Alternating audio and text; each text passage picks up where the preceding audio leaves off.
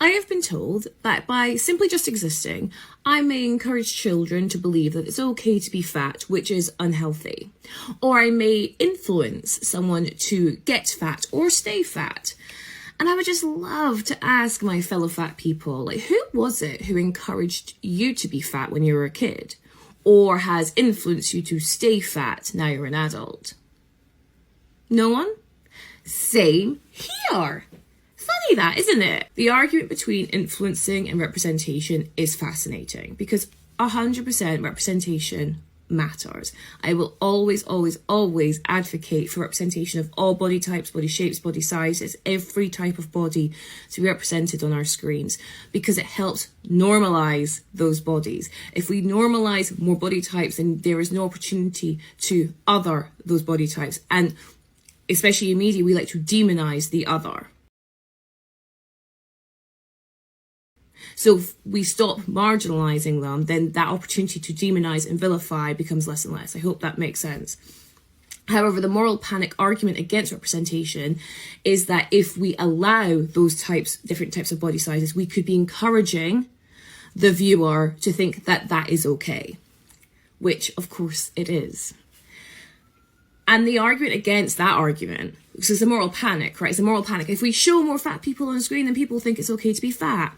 But we've been showing thin people forever and a day. I grew up in the 90s and noughties. All I saw was thin people. And funnily enough, that didn't make me thin. What it made me feel was that I was wrong because no matter how much I tried, no matter how much I exercised, no matter how much I was, having a negative self-talk because all I saw was thin people on my screen. All I saw was the fat characters be bullies or be bullied on screen, right? All I kept thinking is, I can't be like that, I can't be like that. And I tried so hard to be a thinner child. And I couldn't do it because I was naturally not a thin child. Naturally, I was not a thin child. So it really messed with my self-worth because all I saw on my screen were thin people being the heroes and fat people being the victims and the bullies. And I was still fat. So, but interestingly, the moral panic doesn't work that way. So the argument is, oh, well, if we allow more bigger people on screen, then then people think it's okay to be fat. So, but then do you think the other is true? Do you think that if we allow more thin people on screen, that there would be more thin people because... No, but wait, you changed the narrative. Oh, well, if we allow more bigger people on screen, then then people think it's okay to be fat. That if we allow more thin people on screen, that there would be more thin people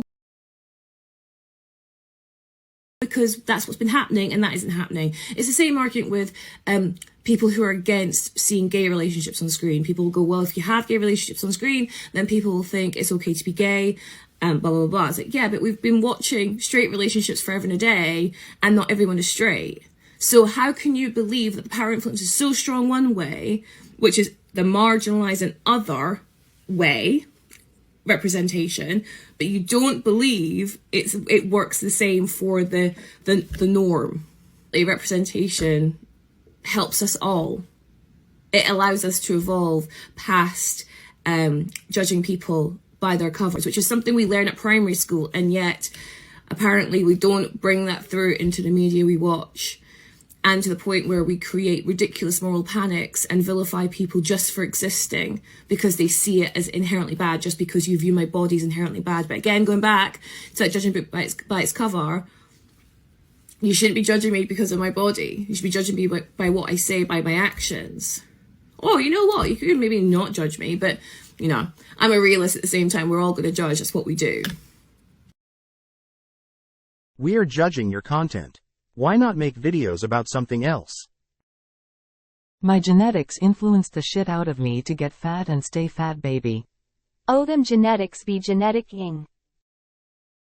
No one encouraged me. Body positive people have taught me to stop fighting with my body after 36 years. This is how it feels when you first come onto the internet as a fat person. Like... No, really, you don't understand it if you haven't been through it. There is a learning curve of just learning how to incorporate harassment and abuse into your everyday life, and it's hard. There's a lot of tears, there's a lot of sadness, but it gets better. You learn how to deal with it, you learn how not to personalize it, you learn that it's all about them and not really about you. Don't you think that people are just triggered by the misinformation you spread? Just change subject. Don't be all about, fat is okay. But this is the phase you have to go through. This phase of just tears, this phase of sadness, this phase of hurting, this phase of everything sucks, everyone hates me, and then you realize they just hate themselves. And once you reach that moment, once you reach that understanding, it's so freeing.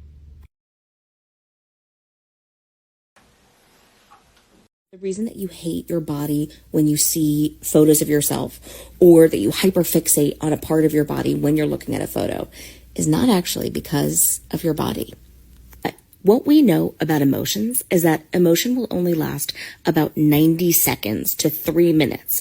So if you're looking at a photo and it is causing you constant distress, what that tells us is that there is not just an emotion happening, there is a story, an underlying wound that has not been healed. So here's why I think we get stuck around photos. The reason I think we get stuck around photos is because we don't actually spend a lot of time looking at ourselves in photos. A lot of times, photos used to be the way that we would measure our failure or success when it came to dieting. So I think a lot of us are disconnected to what we actually look like in photos because we used to spend so much time looking and comparing and contrasting to now we just don't. And so it's a new thing. So one reason could be you're just not used to taking photos of yourself. The reason that photos can distress us is if we have other body image wounds going on and we are not paying attention to them, it is one way that it will just break through the surface. So if you imagine your body image a little bit like a beach ball and holding that beach ball underwater, a lot of times we can sort of just avoid the distress around our bodies. But then we see ourselves in pictures, or we have these experiences where it's forced, the beach ball is forced up, and we have no choice but to deal with it. The reason why photos accost us is because of what we are expecting to see when we look at the photos. I know that a lot of times when I would look at a photo and I would expect to see my smaller, thinner, more disordered self, I was then accosted when I was in a bigger body. Whereas now I know what to expect when I look at a photo because I'm not expecting to see something that's not there. I know that if I go into a photo with my hair and makeup done, I'm going to see more of like a model shoot than if I'm going on my camera right now without makeup, without my hair done. And so I think really it comes down to the expectation of what you are looking for when you're taking the photo. And then to that internalized anti-fat bias of what judgment is coming up around how I take said photo. I work with clients on making peace with photos. One of the things I'll encourage them to do is break the photos up into 3 parts. 1 is the preparation of taking the photo, 2, taking the photo, and 3, looking at the photos. So if you know you're going into the holiday season, wanting to take photos, wanting to be part of the memories, 1, mentally prepare for getting in the photos. That's the first thing that you're going to do. What does that look like? How can you mitigate distress?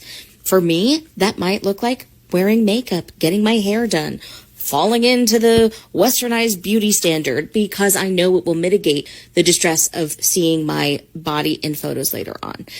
The second thing is when you're taking the photos and being present is not thinking about what they're going to look like and allowing yourself and giving yourself permission not to look at the photos right away. Also, losing weight or Photoshop can help. When I stopped viewing myself from a man's perspective and started loving my body from my perspective. Diet culture also contributed to my self-esteem. Southwest Airlines has been in the news lately for its customer of size policy, but what is it and how can it help plus size people? Essentially, the policy allows you to get a second seat for free if you don't comfortably fit into one. You can either book the ticket in advance, which means you have to pay for it and then you're refunded once you land, or you can take your chances and you can ask at the desk. Asking when you check in is a little bit risky, of course, but all you need to do is say, I'd like to utilise the customer of size policy, and they'll help you out.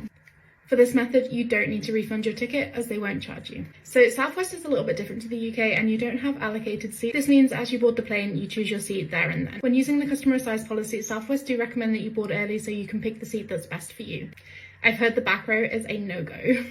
It's not really the best method, but the way to keep your seat free next to you is sit your little reserved seating ticket next to you, and then no one will sit there. If you get a window seat, I've heard it's much easier to do this. If you did purchase your ticket in advance, all you need to do is wait until you land and then you can apply for a refund. All the information on how to do this is on Southwest's website. I absolutely love this policy and I think it's a great solution. We don't have anything like it in the UK, but I'm hoping with all of this extra coverage, people start to consider it as an option.